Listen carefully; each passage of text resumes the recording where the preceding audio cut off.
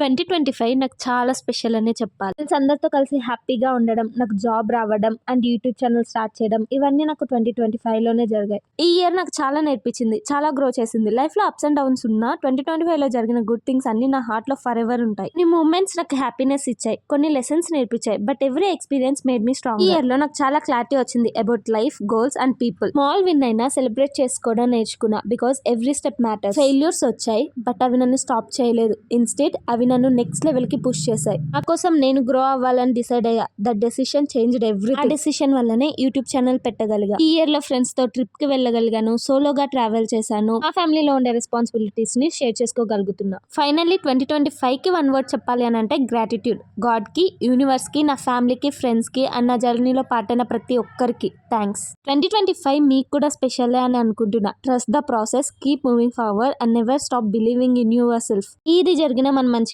అనుకుంటే ప్రతి year special గానే ఉంటుంది అనేది నా ఫీలింగ్. మీకు 2025 ఎలా అనిపించిందో కామెంట్ చేయండి. And finally please subscribe. Thanks for watching.